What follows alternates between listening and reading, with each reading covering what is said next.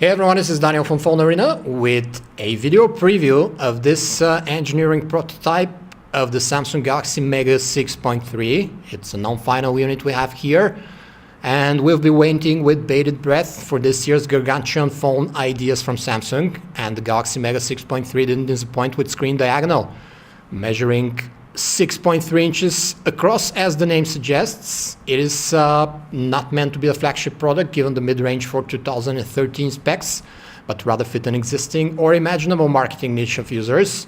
These would be people who use the handset mostly for media browsing and games rather than actual talking, and want their display as big as possible this side of a tablet screen. The first impression about the phone is darn, it's big. How big, you'd ask? Here's the LG Optimus G Pro, which is no munchkin in itself, with 5.5 inches across, but it still looks small next to the Galaxy Mega 6.3.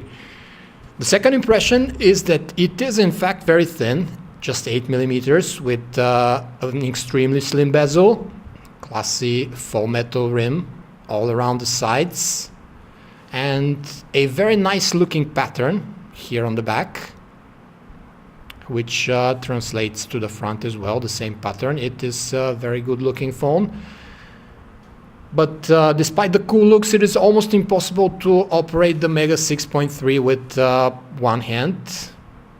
It is lucky if you manage to pull down the notification bar without dropping the phone, let alone pressing the back key with either or left or your right hand. You just have to do a bunch of shenanigans to do this, so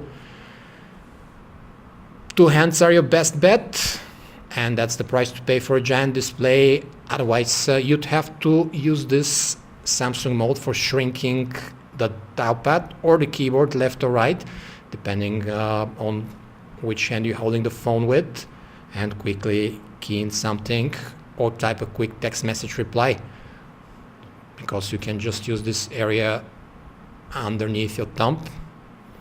It's pretty good here in the Galaxy Mega 6.3. You can quickly key in a number, but just no replacement for a good one-handed operation.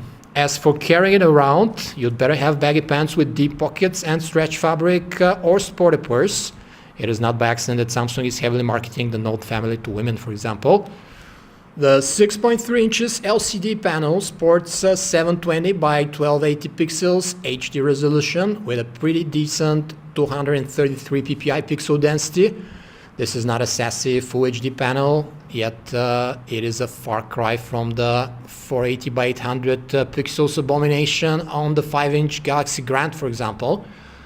Color representation seems vivid, though not OLED style saturated, and the display has very good viewing angles, as you can see, but could use more brightness and less reflectivity outside under direct sunlight.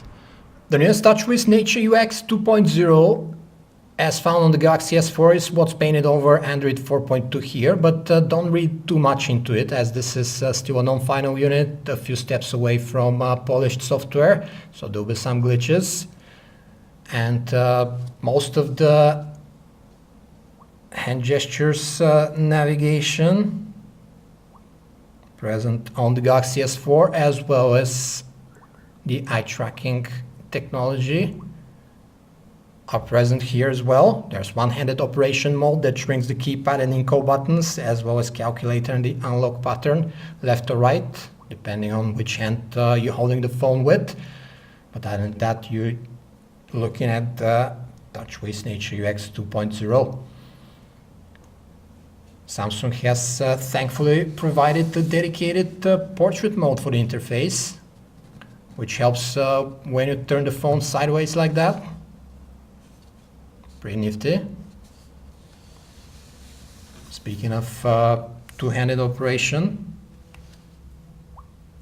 it is very easy to type on this huge portrait keyboard with both thumbs, since the buttons are so big. So that's one of the advantages of the big display on the Galaxy Mega 6.3. There are other niceties as well, like 6 dock icons here instead of 5. Also, for example, the gallery split screen mode is very easy to operate due to the huge display, as well as the multi-window mode.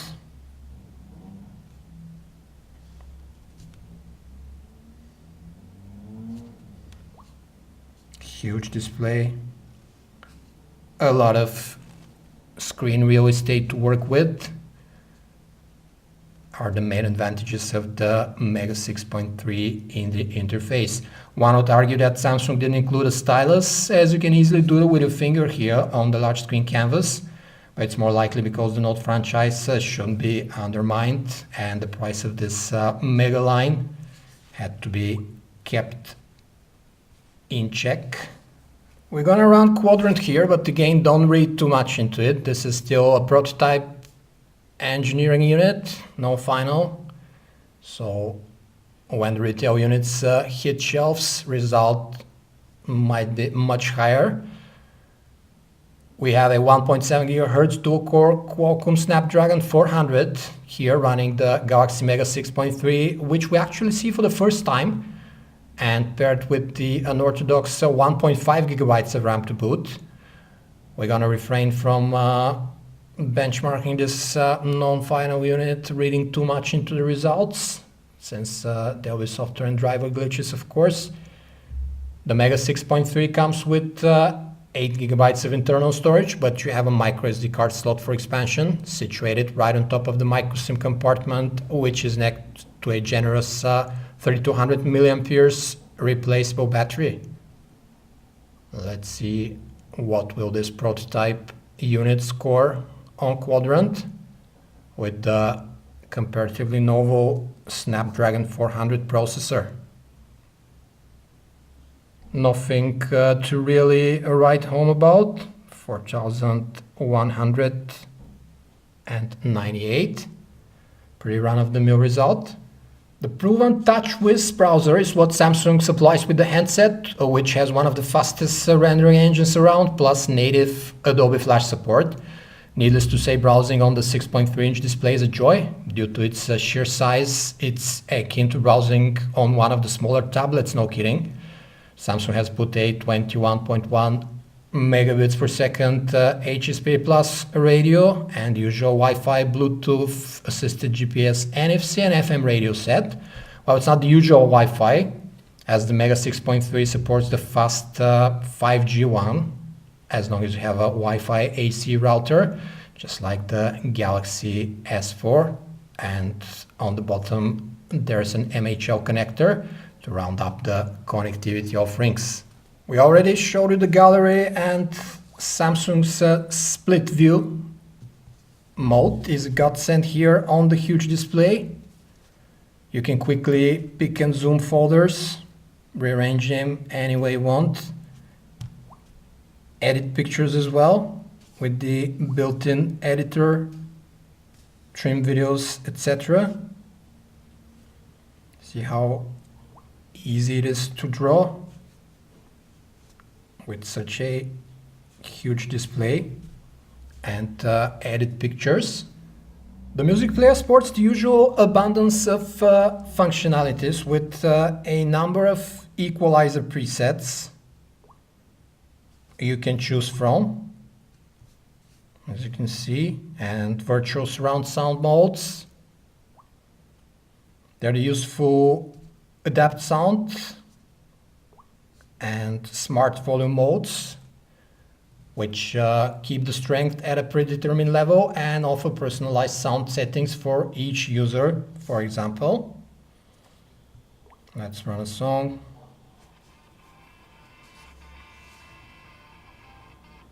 You've got a pretty strong loudspeaker,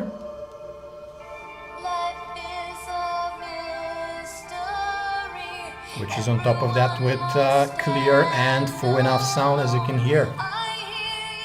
Our non-final unit plays MPEG-4 videos with ease up to full HD definition, as you can see.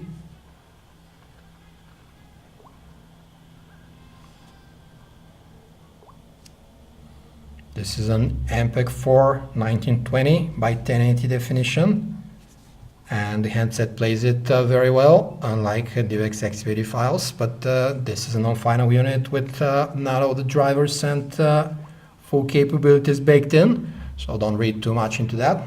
The 8 megapixel camera module on the back of the Mega 6.3 sports an adjacent LED flash and is joined by 1.9 megapixel unit at the front, capable of HD video recording.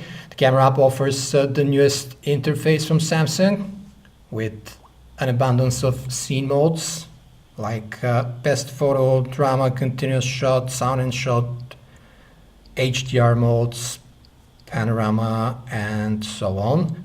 There's no dual shot like on the Samsung Galaxy S4, and we don't know if we're gonna see that in the final unit.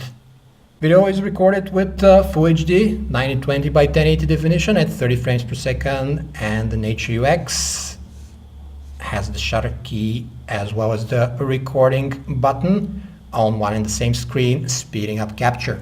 From the looks of it, the Samsung Galaxy Mega 6.3 design and weight is an achievement for such an enormous screen size and the giant 3200 milliamperes battery pack. The display panel actually makes a great phone for browsing the web, watching videos, reading, editing pics, and getting things done with the multi-window mode due to its sheer diagonal size.